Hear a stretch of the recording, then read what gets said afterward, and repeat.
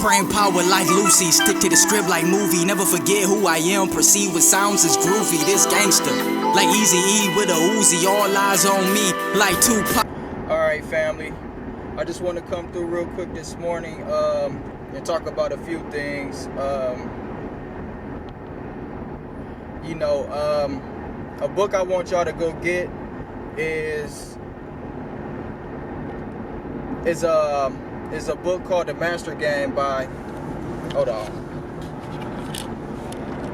It's a book called The Master Game by Graham Hancock and Robert Revelle. It's a really good book though, because in this book they give a real detailed description of how things in the world came to be from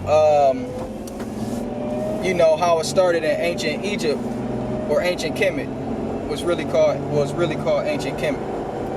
And it's a really good book, and it talks about how in the beginning stages of what you would call Christianity, or not even the beginning stages, in the early days of Christianity, there always was a group of people that was basically not with the program of the church. And they wasn't with the program of the church because they knew the real way. They knew the real way. They knew the spiritual way, because the church came in and took over, and they basically put something new that was in place that was totally against the liberation of the spirit. It was totally against the awakening. It was totally against the spiritual awakening, and the information got hijacked, and it got distorted, and it got manipulated, and a lot of real information was hidden. It was hidden in symbols and things like that, and metaphors, and it was only for those who was initiated into their secret societies and their secret groups to understand this information and to get the real knowledge. So that's a good book that talks about that, and I'm freestyling this, so try to excuse me, because I'm probably gonna be jumping all over the place, trying to get thoughts together or whatever. So that's one thing that I would like Christians to understand, is that you really don't have a holistic understanding of your faith, of your believing. You just understand what is called the exoteric information. And the exoteric information was always for the profane, for the uninitiated, for the layman, for the normal person. But the exoteric information was for the inner circle, was only for a special group of people that was initiated and passed the information down. You understand what I'm saying? So when you take the Bible or any other major religion, or any spiritual system, when you take this information literally, you are basically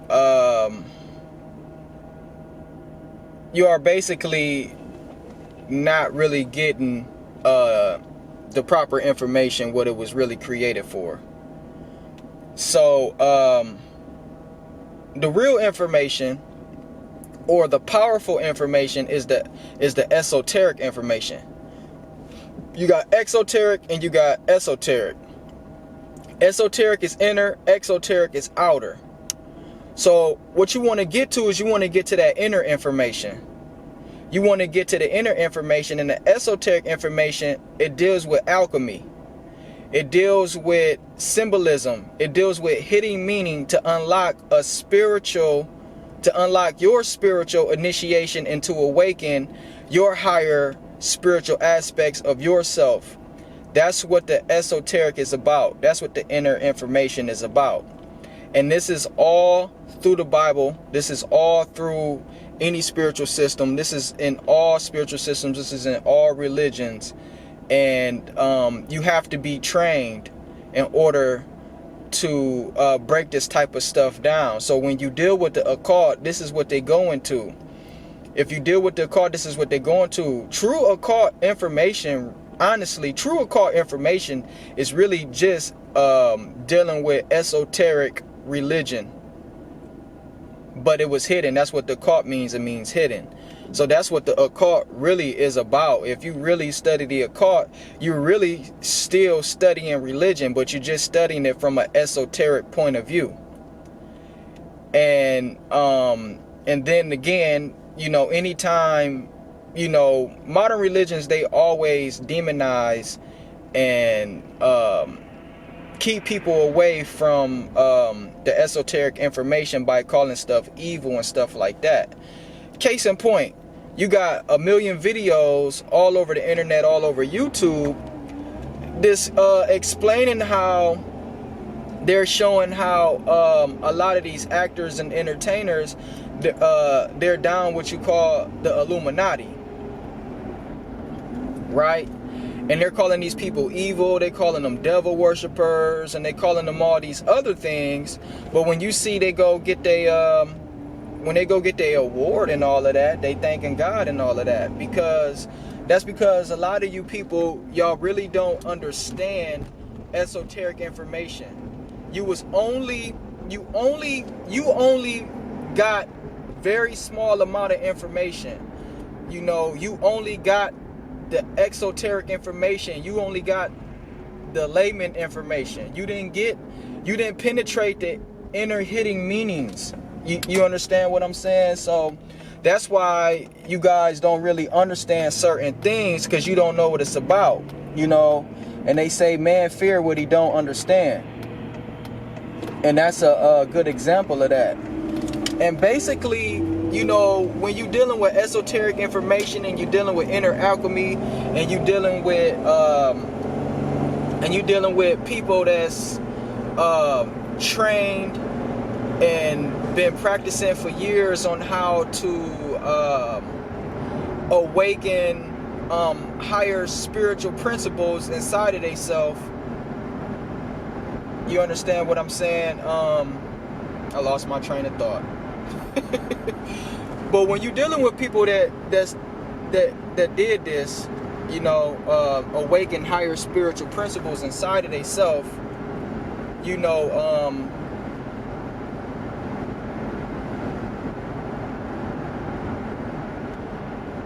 damn, I really lost my train of thought.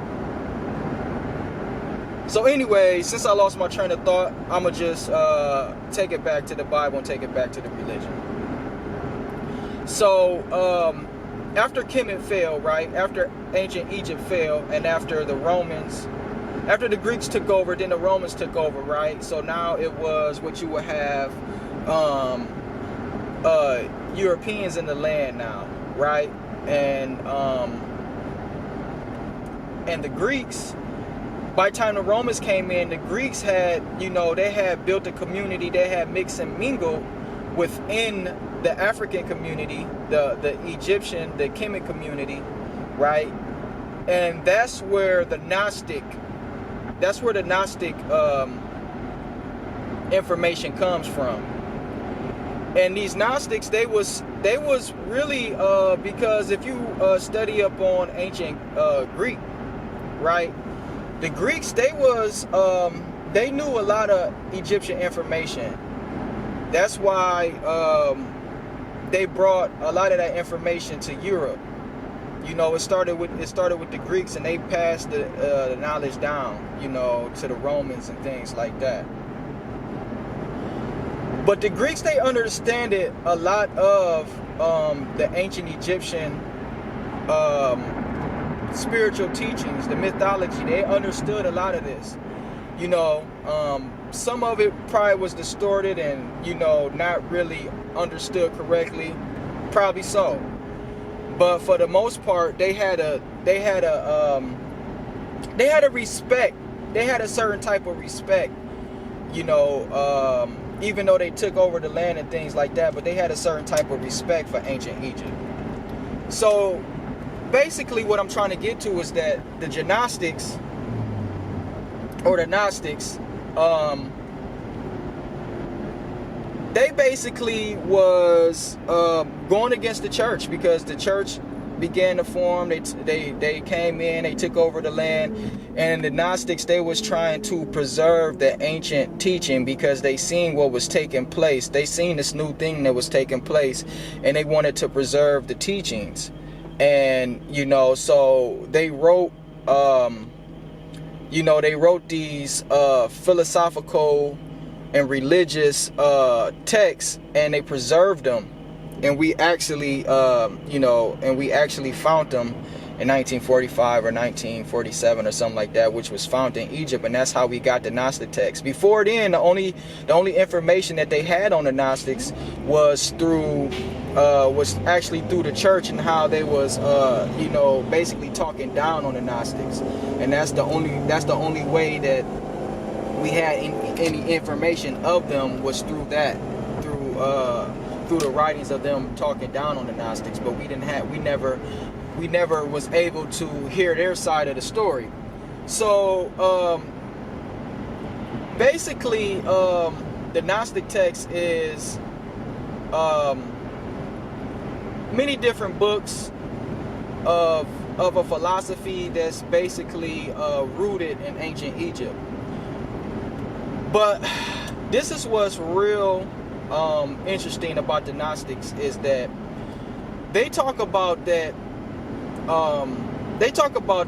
the God of this world is just a demigod, and a demigod is just a lower god. It's not the most high God, right? And they call this demigod what you would call Jehovah or Yahweh or Jehovah. Not Yahweh. I think Yahweh is a Hebrew name for Jesus. So what you would call Jehovah, they call him a demigod, and that's what they said about the Hebrews.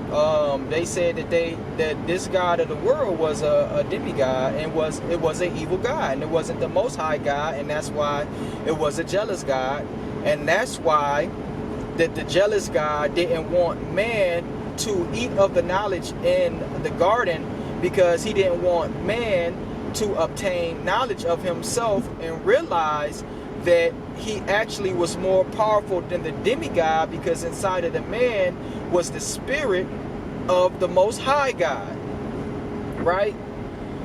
So I mean, that's very interesting. You see what I'm saying? That's very, very interesting. And and that demigod was called, I believe, Dendaboth, something like that. And so they got a mythology story about that. They got a couple of writings inside of them texts that deals with that philosophy, and that's a real interesting philosophy. But what's even more interesting is that what you call Jehovah in Hebrew is written Yod Hey Vav Hey. That's the letters Yod Hey Vav Hey, and it's actually called the Tetragrammaton. And I'm going into Kabbalistic teachings now to kind of connect a few dots. So the Yod Hey Vav Hey, which most Americans pronounce as Jehovah, but it's actually pronounced Yahweh or something along them lines, Yahweh or Yahweh, some along them lines. But actually, they said it's the secret name of God, and Jews really don't even. I'm not sure, but they really don't pronounce they don't even pronounce the name. It's just Yod Hey Vav Hey.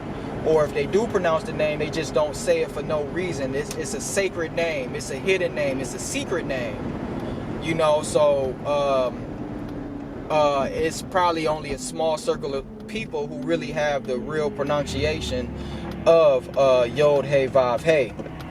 But this is called the Tetragrammaton.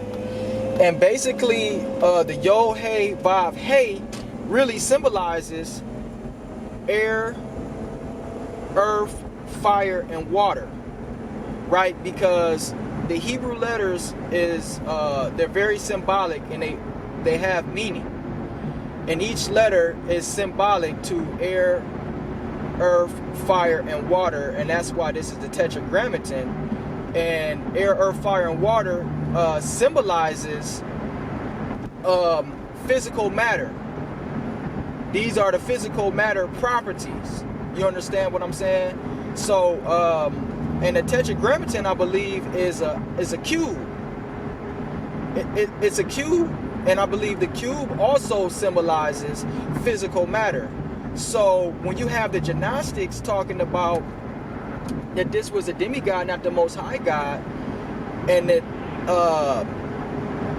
the demigod Idandaboth, he created, well, in their stories, he created the earth, right? He created the earth, and he created the human beings, and the Most High God actually came and created another set of human beings, so they would have a spirit of the Most High God in them. So the first human beings, or I'm not sure if it was the first human beings, but the human beings that Idandaboth created, you know, there's human beings without, they talk about there's human beings without the spirit of the Most High God in it. But I don't want to mess the story up and get to add stuff in there that's not in there. But you know, that's how it went down. So that's how you got the chosen, or the people of the Most High God that was created by the Most High God, and not just by the demigod, because the demigod lied and created the earth and said that he was the only God, he was the Most High Creator, and that wasn't the truth. He was actually created. He was actually created, and he didn't give any credence to his Creator, and he tried to act like he was the only God. But going back to Yod Hey Vav Hey in the Tetragrammaton, is that this symbolizes physical matter, right? And you know, and if you look up Yod Hey Vav Hey in any like mythology books and things like that, they talk about it being the ruler of the earth, right? The ruler of the earth. So that's real interesting. So going back to the book The Master Game by Robert Prevail and Graham Hancock, now they talk about after the Gnostics, that teaching, even though they was killed off by the church, right? All the Gnostics was killed off by the church. Even though they was killed off by the church, that teaching never ceased. So it was like they went underground, right? And they never totally shut them up, because they talk about another group of people called the Carthaginians. And what's real interesting about the Carthaginians to me was that their spiritual system was very interesting to me, because they talked about how the earth was evil, and that the only way for you basically to get to heaven was you had to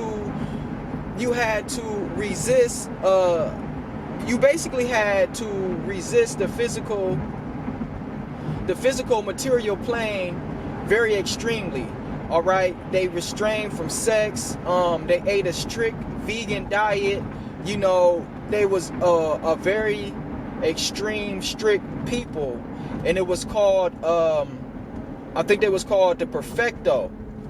I believe this was the Carthaginians. I hope I'm not talking about another sect of people that popped up. See the attitude, opposition get their bones broke up, battered and bruised. Whole crews get true like cash rules and cash rules. I put my name in the game, and that's permanent like tattoos.